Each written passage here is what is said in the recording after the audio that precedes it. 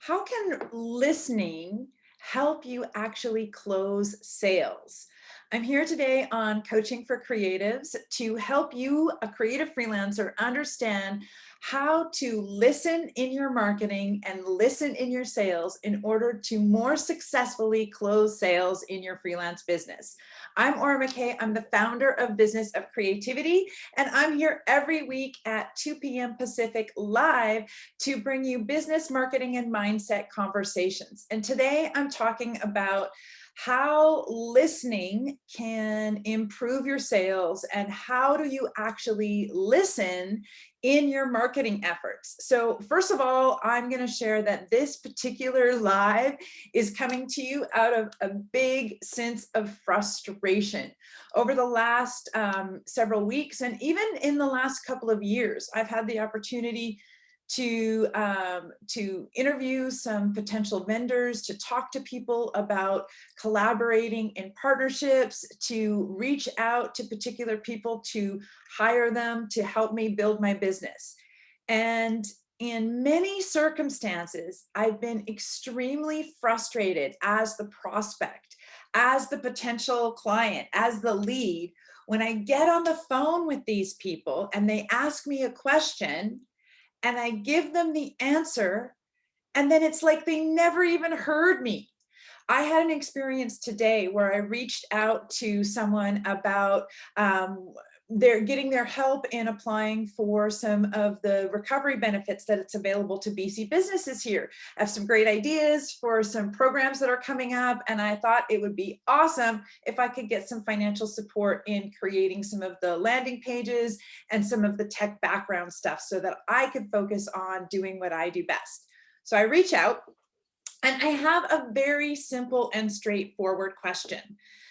And I ask my question and I say, I'm not clear if I qualify or not. I really am just looking for a good indication, and I don't want to invest a ton of time if I'm not sure that I qualify. So this person is set up to help businesses qualify and apply for this recovery thing.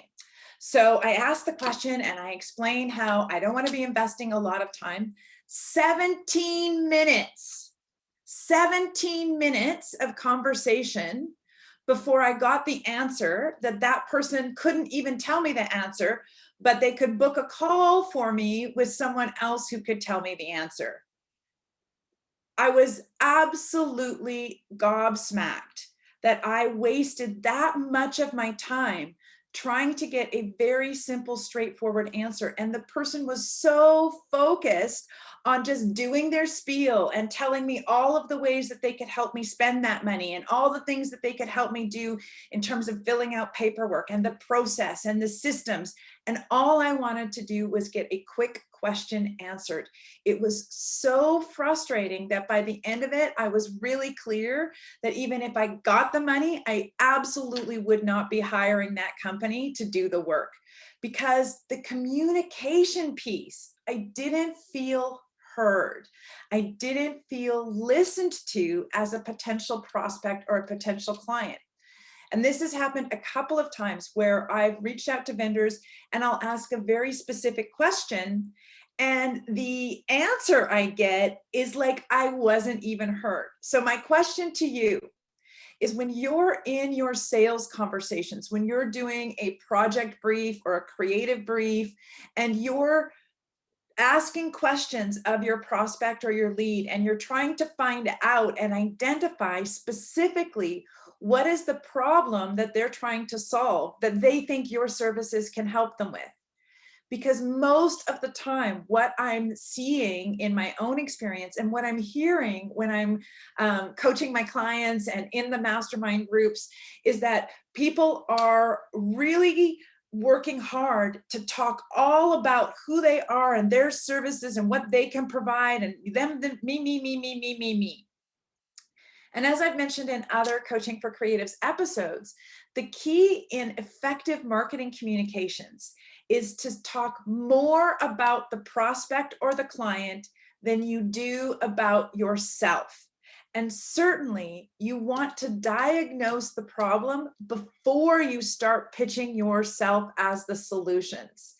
It's one of those places where a small adjustment in your mindset and a small adjustment in how you approach those sales conversations can completely transform your results. So my encouragement is to look at, how are you actually speaking to your client? Are you asking them really good questions like, so what is it that you're hoping to accomplish with this project? What would be an ideal outcome? What do you feel is the scope of this project? How much are you interested? How much does communication matter to you in this project? And really understanding from them what they think is important. Because here's the thing, gang, once you're really clear on what your offers are, the tendency is to want to be loud and proud and excited about what you do and all of the ways that you can help someone. That can sometimes be overwhelming. So listening for just what are the 3 or 4 things that that prospect or lead really cares about, that really matters to them, and what 3 or 4 things can you match up exactly to say, I can solve those specific problems for you. In the last couple of conversations that I've had where I've been on the receiving end of a sales pitch or a discovery call, that has not happened. And let me tell you, it was the biggest turnoff. I've also been on the other side of that equation though, where I have reached out and connected with someone. In this case, it was a website developer a couple of years ago. And I reached out and I was talking to them, and they did a brilliant job at listening and reflecting back and using my own words and being really confident that they could solve this specific problem. And they were so great at reflecting it back. I felt so heard. I felt so listened to. I was 100% sure that this was the right fit for me. I almost gave them my credit card without even looking at the contract. And then it turns out that they were much better at selling than they were at creating the solution. When I actually got the contract and I got the scope of what they thought they were going to do, it turns out that even though I thought they were listening to me because they were using my words and reflecting back to me, they weren't actually listening because the solutions that they offered didn't really match my needs. And so once again, I was frustrated. It was like they had gone through all of the motions of really understanding what their client needed, and then just gave a pre-packaged, pre-created, not customized solution. And here's the deal. You don't have to change your offers to be able to match it to their solutions. So one more to their desired outcomes and their desired solutions. You don't have to change your offers. So this person could have taken this standardized package and just adjusted a few things in it and pointed to me, how will this piece solve my problem? Instead of having me try to do the work to figure out, I said I wanted this. Is this really going to do that? Is this really going to do that? So anytime we can make it easy for our clients to be able to connect the dots between our services and their desired solutions, we're going to do a way better job. And how you actually do that is you listen to their desired solutions and you use that language back at them with confidence, with something, a specific service that will actually give that solution. Does that make sense? I'm a little bit riled up today because I am sort of in the energy of having just been disappointed by this. And it almost breaks my heart when I'm in these conversations and I see it happening. I almost want to stop and try to coach them on how to do a better sales call with me, because I can just see the train wreck unfolding in front of me, and it's kind of breaks my heart. So, gang, how do you listen in your marketing when it's not a two-way conversation, when it's not that sales or discovery call or a project brief or a creative brief? How do you actually listen to your leads, to your prospects, to your market if you're not in that sales conversation? Well, that kind of listening comes in the form of analytics, of being able to look at what is your audience responding to?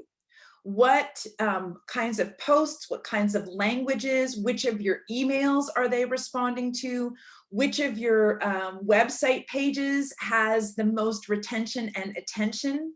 So getting to know your analytics and being comfortable in using those analytics as feedback, as listening for what does your market care about? That can help you fine tune what kind of marketing efforts you're going to double down on and do more of, because you know that they work and you know that this is what people want. You're listening to your market and going, oh, that's what you respond to. Okay, I'll do more of that. So listening can be a key aspect of closing your sales and being more effective in your marketing. Listening to your market through your analytics and your metrics can help you save your time and money on where you're spending your efforts and where you're spending your time in your marketing. And listening in your sales call can create a much better relationship even during that call. And remember, the purpose of a sales call is to build that trust and credibility and match and align your solutions with their problems. You have to listen first in order to be able to then prescribe. You have to diagnose their symptoms before you can prescribe yourself as a solution. And it's one of the things that I've noticed in my business is that I would prefer to play the long game. There's a lot of times where I speak to people in an advisor call or a strategy call where there may not be at the right stage in their business to really take advantage of the courses and programs that I offer. So I won't sell it to them. It's not the right solution. And when I'm listening in those sales calls and in those advisor calls, if I don't think that my course is the right solution, I will suggest something else. Sometimes it's still my service, sometimes it's someone else. And by actually listening and then making a suggestion or offering a resource that's valuable and solves their problem, guess who they're going to come back to next time? Guess who they're going to come back to when they're actually ready to invest in my services and in my business? Because I've established that relationship of trust where I've listened to what they actually need. And instead of trying to force them into my services, I've actually served them by giving them a solution to the problem they currently have. So, gang, one of the things I want to talk to you about is I do have some programs coming up. The month of February has been all about marketing. We still have a couple more weeks where we're going to have marketing conversations. I have another free workshop, the second version or second installment of how to get more clients really, that's coming up on February 23rd. And our marketing training program called Grow Your Creative Business is starting on March 10th. And that is a fantastic opportunity for you in your creative freelance business to have a fabulous 12-week program with the training, the resources, and the support that you need to market effectively so that you can start living that dream of being able to make a living and have a life doing work you love. If any of that is interesting to you, please do book a call with me. I'll put a link down there for you, and know that it's not going to be me trying to force you into a solution, but rather me listening to where your current challenges and problems are and helping you find the right fit for what you actually need in your business. Thanks so much for joining me here live at Coaching for Creatives. This happens every week on Tuesday at 2 p.m. here in the Facebook group, and you can also find it in my YouTube channel. I'm McKay, founder of Business of Creativity, and I look forward to seeing you here next week. Thank you.